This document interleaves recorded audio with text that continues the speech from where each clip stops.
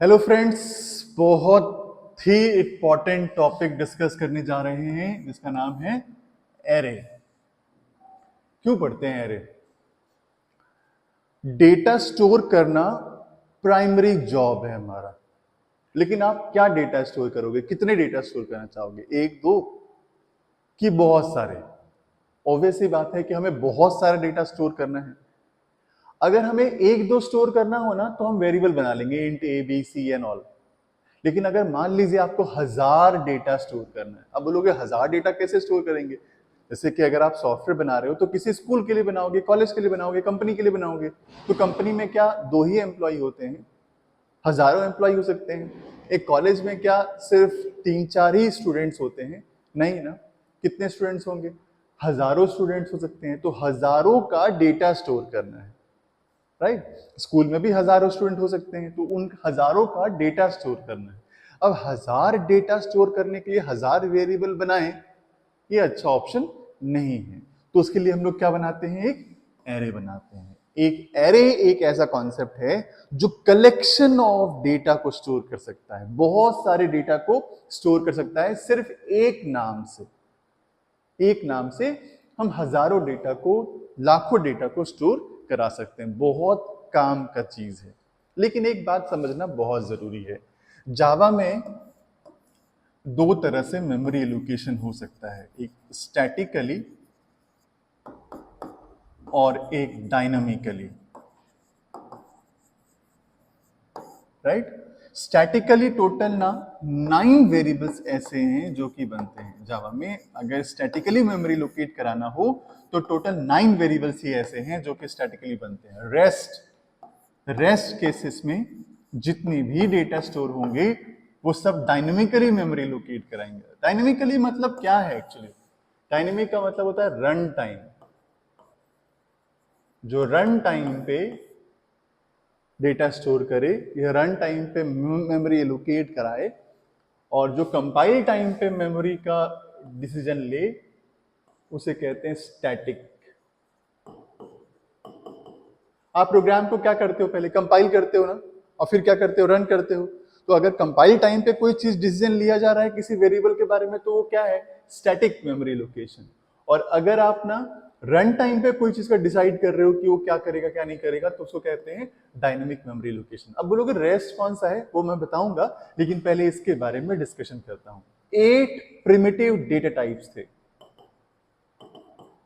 8 primitive data types हैं। कौन कौन सा? बाइट है, शॉर्ट है, इंट है, लॉन्ग है, फ्लोट है, डबल है, कैर है, बुलियन है। तो ये जो 8 प्रिमिटिव डेटा टाइप है ये जब भी बनेंगे स्टैटिकली बनेंगे। ध्यान रखना, 8 वेरिएबल जब भी बनेंगे कैसे बनेंगे? स्टैटिकली बनेंगे। और एक और कौन बच गया 8 में से? 8 तो ये हो गए, एक और कौन बच गया? रेफरेंस वेरिएबल, जिसके बारे में मैंने अभी तक बताया नहीं है। रेफरेंस वेरिएबल एक ऐसा वेरिएबल है जो कि स्टैटिकली बनेगा। और इन 9 वेरिएबल के अलावा जो भी मेमोरी लोकेशन होना है वो सब डायनेमिक मेमोरी लोकेशन होना है। एरे भी डायनेमिकली ही बनेगा। जितने भी ऑब्जेक्ट्स हैं वो सब डायनेमिकली ही बनेगा। जितने भी ऑब्जेक्ट्स बनाएंगे, जितने भी एरे बनाएंगे, वो सब कैसे बनेगा? Dynamic memory location. और एक बात बता दूं, डायनेमिक मेमोरी लोकेशन अगर बनेगा ना तो न्यू नाम का एक ऑपरेटर है जो कि बनवाएगा। क्या करेगा? न्यू नाम का एक ऑपरेटर है जो कि बनवाएगा। बहुत ध्यान से समझिएगा इस चीज को। ये सिंटेक्स है जावा में एरे बनाने के लिए। न्यू, जब भी जावा में एरे बनाएंगे डायनामिकली ही बनेगा। और डायनामिकली जब भी कोई चीज जावा में लिखेंगे, कौन बनाएगा? डायनामिक रन टाइम पे मेमोरी लोकेट कौन करेगा? न्यू करेगा। हो सकता है कि न्यू इम्प्लिसिटली वर्क कर रहा हो, लेकिन न्यू लगाने से ही डायनामिक मेमोरी एलोकेट होता है जावा में, राइट? तो न्यू मतलब क्या है? रन टाइम पे मेमोरी लोकेट करना है। क्या चीज का मेमोरी लोकेशन करना है? इंट बनाना है। वो सबस्क्रिप्ट ब्रैकेट के अंदर में 5 है, तो वो जानता है कि ये एक इंटीजर 4 बाइट कंज्यूम करता है और टोटल 5 इंटीजर बनाना है, तो total of 20 byte memory locate करना है। तो ये मैसेज तो इससे चला गया, क्लियर हो गया कि 20 बाइट का मेमोरी एलोकेशन करना है। 20 बाइट कब करना है? रन टाइम पे करना है। न्यू मतलब क्या है? रन टाइम पे डायनामिकली मेमोरी लोकेट कराना। तो ये जो स्टेटमेंट है ना, यही एरे है बेसिकली, और ये बना देगा 20 बाइट्स का मेमोरी लोकेशन। लेकिन एक बात बहुत ध्यान समझिएगा, जो रन टाइम पे मेमोरी लोकेट करता है उसका सिर्फ और सिर्फ एक रेफरेंस, एड्रेस वर्ड यूज ना करके हम लोग यहां पे क्या कहते हैं? रेफरेंस कहते हैं। वो रेफरेंस रिटर्न होता है। क्या मैंने कहा आपसे? न्यू जो है रन टाइम पे मेमोरी लोकेट करता है, जितना इससे मैसेज जाएगा, इससे मैसेज जा रहा है 20 बाइट, तो 20 बाइट का मेमोरी लोकेट करवाएगा ये न्यू, और दूसरा काम क्या करेगा? उसका रेफरेंस को भेजेगा। अब रेफरेंस को भेजने, अगर कोई भेज रहा है तो उसको रखने वाला भी तो कोई ना कोई होना चाहिए। तो ए है यहां पे reference variable, reference variable, right? तो रेफरेंस वेरिएबल है तो क्या होल्ड करेगा? रेफरेंस होल्ड करेगा। तो रेफरेंस इसने होल्ड कर लिया, यही है रेफरेंस वेरिएबल। अगर आप इसको देखोगे बहुत ध्यान से, तो ये जो कॉन्सेप्ट मैंने बनाया है ये रेफरेंस वेरिएबल का है। ये बहुत ध्यान से समझिएगा इस चीज को, राइट? अगर ये सब्सक्रिप्ट लेफ्ट हैंड साइड वाले पोर्शन में है तो ये रेफरेंस वेरिएबल बनाएगा, राइट हैंड साइड वाले पोर्शन में है तो ये एरे बनाएगा। बहुत ध्यान से समझिएगा, कभी भी लेफ्ट हैंड साइड वाला पोर्शन कभी भी एरे नहीं बन सकता। अगर आप सिर्फ ना ऐसा लिखते हो कुछ, ये एरे नहीं है जावा में, ये एरे नहीं है, लिख सकते हैं ऐसा, लेकिन ये एरे नहीं है। तो ये क्या है? रेफरेंस वेरिएबल है। क्या है? Reference variable. Left hand side में अगर है तो semicolon, right? Equals to से पहले अगर है तो ये लेफ्ट हैंड साइड पर है, और अगर लेफ्ट हैंड साइड पर अगर ये है तो ये सिर्फ और सिर्फ रेफरेंस वेरिएबल, और रेफरेंस वेरिएबल का मतलब सिर्फ और सिर्फ रेफरेंस होल्ड करेगा, ये एरे नहीं है। एरे कैसे बनता है? राइट हैंड साइड वाले पोर्शन से, और वो भी न्यू लिखेंगे तब, राइट? तो देखिए मैं इसको क्लियर करता हूं और अच्छे तरीके से। इसको 2 स्टेप में बनाते हैं। एक तो रेफरेंस वेरिएबल भी बना सकते हैं और फिर लिख सकते हैं a is equals to new int 5, right?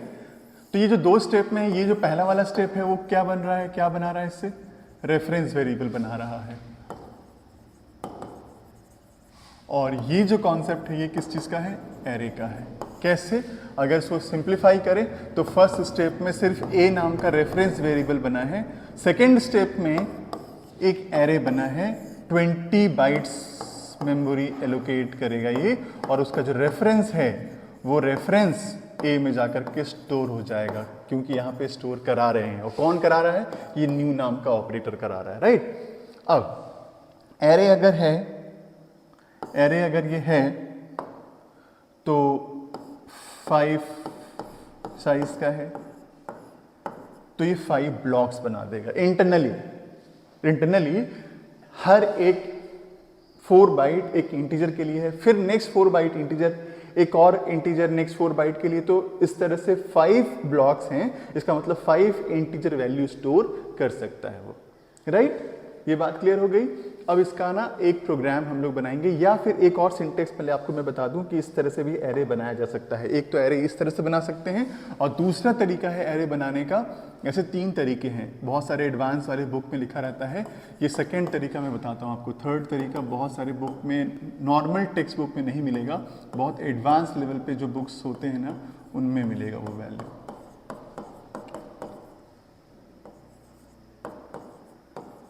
देखिए ऐसे भी जावा में एरे बनाते हैं। ये जो करली ब्रेसेस है ये भी इंडिकेट कर रहा है कि डायनेमिक रन टाइम पे ही बनेगा, तो रन टाइम पे ये वैल्यूज भी स्टोर कर देगा ये,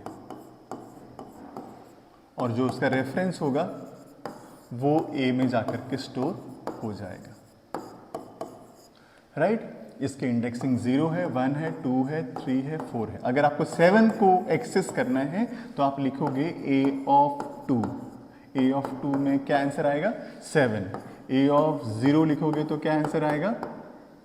5, ए ऑफ 4 लिखोगे तो क्या आंसर आएगा 9। तो इस तरह से आप इसको एक्सेस कर सकते हो, राइट। तो ये भी एक तरीका है एरे बनाने का। और एक और नया तरीका बताता हूँ एरे बनाने का, ऐसा भी बना सकते हैं।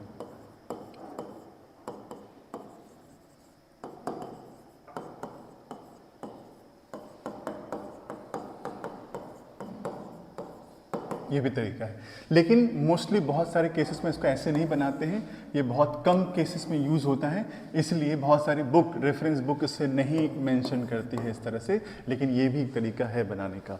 तो इस पार्ट में इतना रखते हैं, नेक्स्ट वाले पार्ट में आपको नेक्स्ट कॉन्सेप्ट्स और बताऊंगा, एक प्रोग्राम रन करा के भी दिखाऊंगा। Thank you so much.